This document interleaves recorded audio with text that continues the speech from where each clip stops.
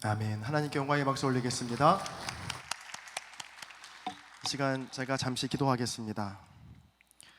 찬양의 이유 되시며 찬양받기에 합당하신 주님, 우리의 모든 찬양이 주님께 올려지기를 소망합니다. 내 마음의 가장 귀한 자리를 주님께 드리겠다는 고백, 어떤 상황에서도 감사를 선택하는 삶이 되겠다는 고백, 그리고 오직 주님만이 나의 유일한 목자 되신다는 고백이 우리 마음과 생각에 새겨지는 은총을 허락하여 주옵소서. 감사드리며 우리 주 예수 그리스도의 이름으로 기도합니다. 아멘. 네, 말씀을 전하기에 앞서 오늘 어쩌다 청장년 4주차 홍보를 조금만 더 말씀드리면, 우리 연애와 결혼에 고민 많으시죠? 그리고 아마 여자친구, 남자친구 없는 분들이 꽤 많이 있으실 텐데, 그 이유는 명확합니다. 왜냐하면 우리나라 청년 보그마율이 3%라고요. 3% 안에서만 찾으려고 하면 가능성이 없습니다. 네, 그런데 우리 조용수 집사님은 바깥에서, 그러니까 비그리스도인과 연애하고 결혼해서 어떻게 같이 그리스도인이 되었는지 모든 과정을 나누는 시간을 가질 텐데, 여러분도 내가 비그리스도인과 연애하고 결혼하는 게 괜찮을까 되게 좀 걱정이 많이 되시는 분도 있을 거예요. 근데 먼저 임상 실험을 통해서 본인이 겪은 얘기를 들려주는 시간이니까 여러분 관심 가져주시고 꼭 참여해 주시기를 바랍니다. 네, 이제 말씀 나누겠습니다. 여러분, 보이스피싱이라고 많이 들어보셨죠? 그러니까 전화로 개인정보를 알아낸 뒤에 범죄에 이용하는 전화금융사기 수법을 뜻합니다. 2006년 5월에 이 범죄 사례가 처음으로 발견되었다고 해요. 네, 그리고 해를 거듭할수록 그 피해 금액이 점점 늘어나고 있는데, 2006년도에는 약 106억 원이었던 피해액이 지난 2020년도에는 무려 7천억으로 그 피해 규모가 70배에 달한다고 합니다. 그러니까 그만큼 많은 사람들이 그것 때문에 피해를 입었다는 증거인데요. 자, 이 보이스피싱에 대한 불안감이 점점 커지다 보니까 자연히 모르는 번호로 걸려오는 전화를 우리는 기피하게 됩니다. 자, 그런데 요즘 같은 연말이 되면 교회에 다니는 사람들에게 보이스피싱만큼 피하게 되는 전화가 또 있다고 합니다. 어떤 전화냐면 교역자에게 걸려오는 전화입니다. 자, 연말이 되면 내년도 사역을 준비하기 위해서 함께 일할 사람을 세우게 되는데, 주로 교역자들이 그 일을 감당하죠. 그러니까 청년부뿐 아니라 전 교회적으로도 당회 전까지 신천 임원을 세우고, 교회 학교에서는 교회 교사를 세우고, 또 속회에서는 속장을 세웁니다. 자, 그런데 문제는 누구도 내년에는 제가 한번 임원해 보겠습니다, 제발 저 교사 좀 시켜주세요, 저 속장 하고 싶어요 라고 먼저 나서는 분이 없다는 겁니다. 그러니까 이건 어떤 교회를 가나 똑같습니다. 뭐 큰 교회나 작은 교회나 역사가 깊은 교회나 개척교회나 어느 교회를 가도 일할 사람은 늘 교회에서 부족하거든요. 그러니까 그러니 주로 교역자들이 전화로 권면을 하게 됩니다. 특별히 요즘 같은 연말이 되면 주로 권면하는 전화를 교역자가 하다 보니까 이 연말에 걸려오는 교역자의 전화를 보이스피싱만큼, 그것보다 더 깊이 하는 것 같아요. 네. 제가 이래봬도 모태신앙으로 교회반만 40년을 먹고 자랐거든요. 그리고 목회자라는 특성상 정말 다양한 교회를 경험했습니다. 뭐 큰 교회, 작은 교회, 서울교회, 지방교회, 다양한 교회, 다양한 연령층을 대상으로 사역을 해왔는데, 이렇게 40년 가까운 교회 생활을 통해서 얻게 된 제 나름대로 깨달음이 하나 있습니다. 제가 한 문장으로 이 깨달음을 정리해 봤는데, 이 문장은 제가 생각해도 거의 진리와 가깝습니다. 진리라는 건 아니고 진리와 가까운데 얼마나 가까운지 한번 들어보세요. 이런 깨달음입니다. 교회 일을 한 번도 안 해본 사람은 있어도 한 번만 해본 사람은 없다. 자, 거의 진리에 가깝지 않습니까? 이 교회를 다니면서 교회 사역을 아예 한 번도 안 해본 사람은 있을 수 있지만, 그 사역을 한 번만 해본 사람은 아무도 없다는 겁니다. 다시 말하면 한 번 사역을 시작하게 되면 주구장창 줄줄이 끊임없이 하게 되는 일이 바로 교회의 사역이라는 의미죠.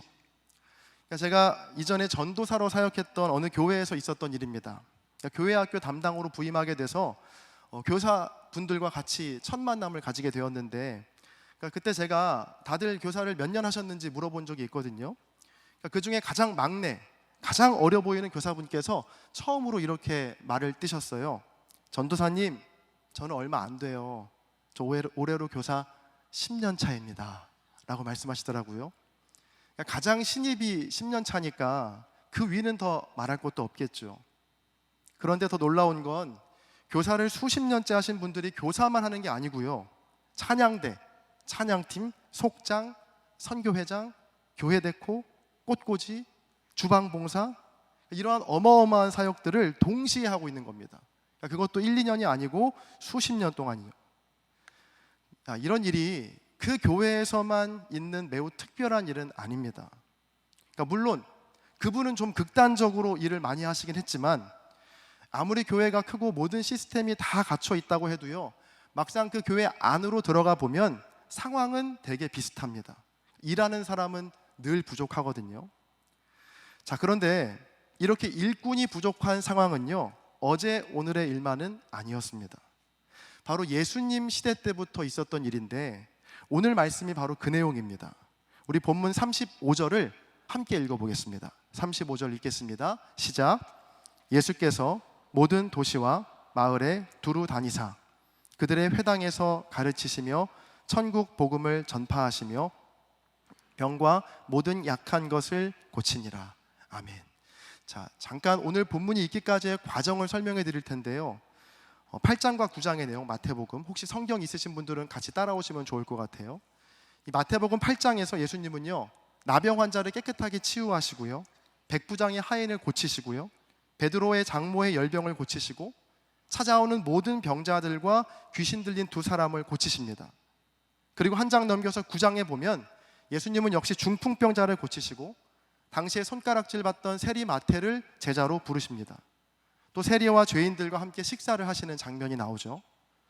그리고 9장 18절 이하에 보면 죽은 관리의 딸을 살리시고 12해 혈루증을 앓던 여인을 깨끗하게 치유하십니다. 마지막으로 맹인들의 눈을 뜨게 하시고요, 귀신 들려 말 못하는 사람을 고치십니다. 자, 이렇게 예수님은 8장과 9장에서 다양한 질병, 다양한 사람들을 찾아가 그들을 고치셨는데 오늘 본문에 이르러 예수님은 정신없이 이렇게 바쁜 사역을 마치시고 제자들을 부르시거든요. 그리고 이렇게 말씀하십니다. 본문 36절과 37절입니다. 무리를 보시고 불쌍히 여기시니 이는 그들이 목자 없는 양과 같이 고생하며 기진함이라. 이에 제자들이 이르시되 추수할 것은 많되 일꾼이 적으니. 예수님 말씀은 얘들아, 일꾼이 이렇게나 많으니 정말 든든하다가 아니었고요, 추수할 건 너무나 많지만 일꾼이 너무나 부족하다라는 말씀이었습니다. 저는 오늘 말씀을 준비하면서 다른 분도 아니고 예수님께서 일꾼이 적다 하신 이 말이 제게 얼마나 위로가 되었는지 모릅니다. 한창 그 오디션 프로그램이 유행일 때 제가 아주 잠깐 스치듯 꿔봤던 꿈이 하나 있었거든요.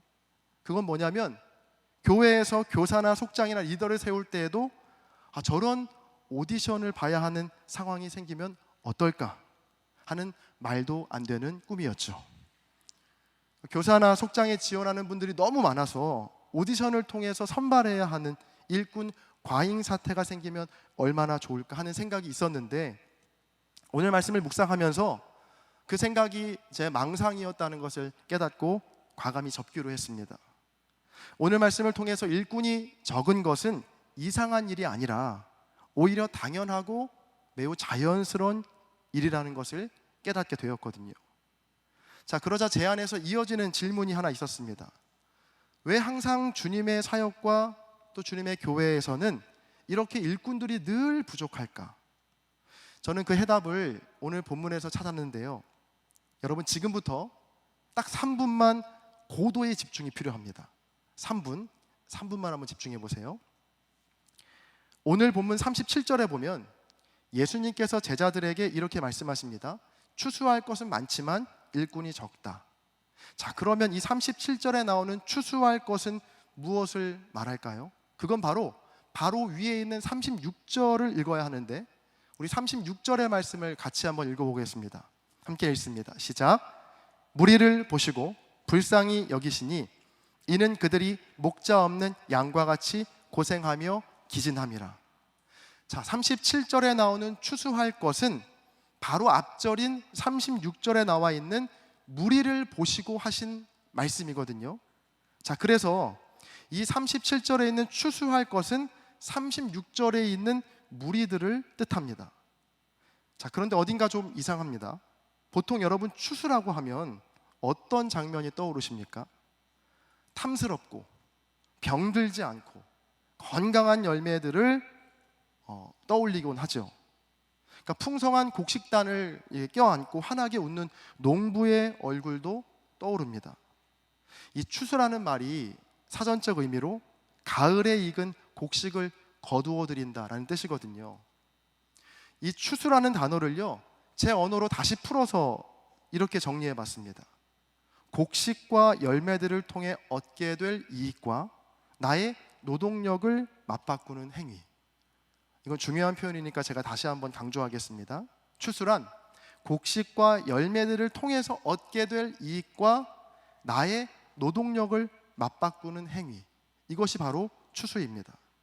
자, 그래서 이 추수에는요, 추수할 것, 즉 내가 거둬들일 곡식의 상태가 매우 중요합니다.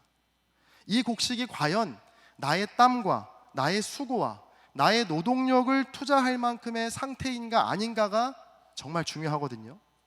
그거에 따라서 그 밭에 일꾼이 많이 몰리기도 하고요, 일꾼이 없기도 합니다. 요즘 넷플릭스에 뭐가 유행이죠? 흑백 요리사가 유행입니다. 그러니까 제가 인터넷에 이렇게 쳐봤습니다. 세계에서 가장 비싼 식재료라고 제가 검색을 해봤거든요. 방금 이 말이 오늘 설교의 킥이었는데, 웃지 않으신 분들은 나중에 꼭 흑백 요리사 보시기 바랍니다. 자, 그 중에 서양의 송로 버섯이라 불리던 이 트러플 가격이 엄청 비싸더라고요. 그게 1kg당 약 300만 원에 달한다고 합니다. 만약 어떤 사람이 여러분에게 트러플이 있는 곳으로 데려가서 그 트러플 좀 수확해 달라고 제안을 한다고 생각해 보세요. 여러분이 이 제안에 어떻게 반응하시겠습니까? 대답도 하기 전에 트러플을 향해서 막 뛰어가겠죠.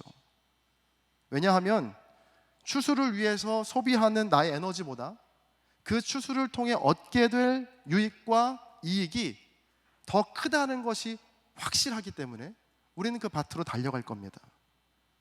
그러니 누가 시키지 않아도 자연히 그 트러플 밭은요, 일꾼들로 넘쳐나겠죠. 자, 그런데 예수님께서 말씀하신 이 추수할 것, 즉 곡식의 상태는 어떤가요? 병든 자, 약한 자, 목자 없는 양처럼 고생하며 지쳐 있는 자, 그들을 보면서 주님은 추수할 것이라고 표현하고 있는 겁니다. 자, 이제야 궁금증이 풀립니다. 왜 주님의 사역에는, 또 교회에는 왜 항상 일꾼이 부족할까? 그 이유는 추수할 곡식에 대한 다른 이해 때문입니다. 우리가 생각하는 추수밭과 예수님이 말씀하시는 추수밭이 달라도 너무 다른 거죠. 우리가 생각하는 추수밭은요, 트러플로 가득한 밭입니다. 내가 들인 노력과 수고 그 이상의 보상을 안겨줄 것이 확실한 곳, 그것을 우리는 트러플, 그것을 추수밭이라고 합니다. 그게 확실하다면 일하는 수고와 어려움 충분히 감내할 수 있습니다. 자, 그런데 주님께서 가라 하시는 추수밭은 그런 곳이 아니거든요. 내가 들인 노력과 수고 그 이상의 보상을 절대 안겨줄 수 없는 곳, 병든 자들과 약한 자들, 지쳐있는 자들이 모여있는 곳, 순전히 나는 주기만 하고 되돌려받을 가능성이 전혀 없는 그곳이 추수밭이라고 주님은 우리에게 말씀하고 그 밭으로 초청하고 계신 겁니다. 자, 그러니 그곳에 당연히 일꾼이 있을 리가 없겠죠. 우리는 그런 곳을요, 추수밭이라고 부르지 않고 가시밭이라고 부르거든요. 주님께서 추수밭이다라고 말씀하신 곳은 우리가 보기에는 가시밭처럼 보이는 곳입니다. 예수님께서 마태복음 8장과 9장에서 만난 사람들을 떠올려 보세요. 나병 환자, 중풍병이 걸린 하인을 둔 백부장, 열병으로 앓아누운 베드로의 장모, 세리, 혈루증 여인, 죽은 소녀, 맹인, 말 못하는 사람, 귀신 들린 사람, 병든 자. 여러분 모두 피하고 싶은 사람들뿐 아닙니까? 솔직히 살면서 별로 엮이고 싶지 않은 사람들이 많이 있습니다. 그런데 주님은 그런 사람들만 의도적으로 찾아갔습니다. 그리고 그들을 치유하셨습니다. 왜냐하면 주님의 눈에는 바로 그들이 추수해야 할 열매로 보였기 때문입니다. 제가 오늘 말씀의 제목을 쓸데없어 보이는 일이라고 정해봤습니다. 말씀을 준비하면서 오랜 시간 이름 없이 빛도 없이 맡겨진 자리에서 일꾼의 사명을 감당하고 있는 수많은 분들을 한번 떠올려 봤어요. 세상이 보기에 교회 사역만큼 쓸데없어 보이는 일도 없습니다. 교회 일을 한다고 누가 돈을 주는 것도 아니고요. 오히려 내 자원과 내 에너지를 많이 소비합니다. 또 사람에게 상처받는 일 허다하죠. 사회에서는 절대 만나고 싶지 않은 사람들에게 아쉬운 말을 해야 할 때면 내가 왜 지금 이걸 하고 있는 거지? 라는 생각이 들 때가 가끔, 아니 종종 자주 있습니다. 또 나를 도와주거나 또 내 수고를 알아주는 사람은 왜 그렇게 없는지, 또 내 대신 일을 맡겠다는 사람은 또 왜 그렇게 없는지. 여러분, 혹시 지금까지 내가 해왔던 모든 사역들이 내 인생에 아무런 도움이 되지 않는 정말 쓸데없어 보이는 일이었다고 생각했던 분이 계셨다면 오늘 말씀을 통해서 위로를 받으시고 또 확신을 얻으시기 바랍니다. 이제까지 여러분이 가시밭이라고 여기고 걸어온 모든 길이 사실은 추수밭이었고, 가시 같은 사람들에게 상처받은 모든 일들이 실은 주님이 인정하시는 열매이고 상급이기 때문입니다. 이건 그냥 제가 여러분을 사역에 꼬드기기 위해서 드리는 거짓말이 아니고요, 성경이 말하는 확실한 위로임을 믿으시기 바랍니다. 이 반지의 제왕 저자로 잘 알려진 톨킨의 작품 중에 니글의 이파리라는 책이 있거든요. 그 책의 내용은 이렇습니다. 이 니글은 책의 주인공인데 이 니글에게는요, 평생에 이루고 싶은 꿈 하나가 있었습니다. 그건 뭐냐면 크고 멋진 나무 그림을 그리는 꿈이었습니다. 그래서 큰 나무를 그리기 위해서요, 엄청나게 커다란 캔버스를 준비했습니다. 얼마나 그 캔버스가 컸는지 사다리를 타고 올라가야 그릴 수 있는 크기였죠. 이미 머릿속에는요, 완성된 그림의 모습도 있었습니다. 자, 드디어 니글은 크고 멋진 나무가 있고 그 뒤로 펼쳐진 멋진 풍경을 생각하면서 그림을 그리기 시작했습니다. 자, 그런데 그 그림의 진도가 좀처럼 나가지 않는 겁니다. 여기에는 두 가지 이유가 있었는데요. 먼저 첫 번째로 니글 자신이 이파리 하나를 그리는데 지나치게 오랜 시간을 쏟았기 때문입니다. 그러니까 이파리의 음영과 광택, 또 표면에 맺힌 이슬방울까지 있는 그대로 그 이파리를 그리려고 그 하나에 온 힘을 기울였습니다. 그러니까 커다란 캔버스 위에 별로 티도 나지 않는 작은 이파리 하나에 집중했으니까 그림에 진척이 있을 리 없겠죠. 그리고 또 다른 이유 중에 하나는요, 바로 이웃들의 사소한 부탁 때문이었습니다. 그림에 조금 집중을 하려고 하면 이웃들이 니글에게 크고 작은 부탁을 하는 겁니다. 그때마다 마음이 따뜻했던 니글은 그림 그리기를 멈추고 이웃을 돕는 일에 앞장섰죠.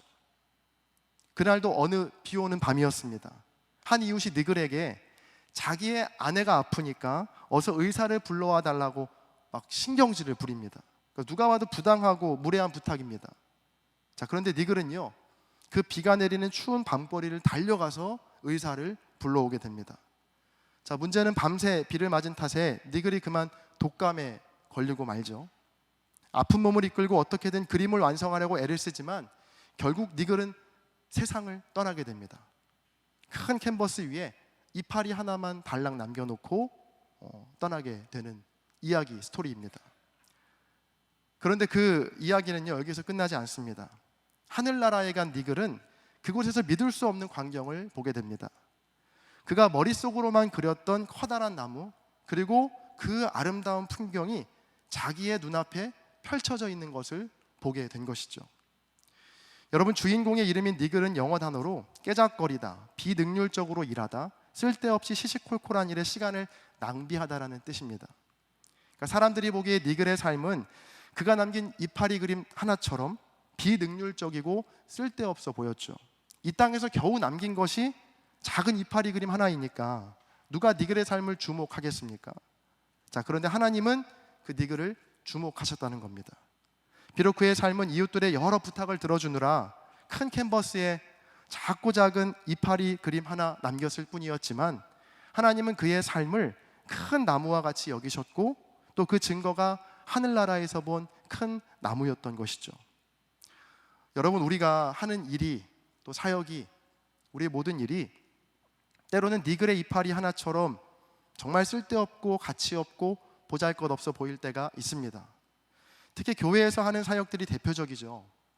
주변 사람들의 수많은 요구들과 또 나를 불편하게 하는 가시돋친 말들에 미처 내가 해야 할 일을 하지 못할 때가 종종 생깁니다. 또 기쁨과 즐거움으로 사역할 때보다는 가시밭을 걷는 것처럼 불편하고 고통스러울 때가 훨씬 더 많죠. 자, 그러나 오늘 말씀을 통해서 주님께서는 우리에게 이러한 위로를 주시는 겁니다.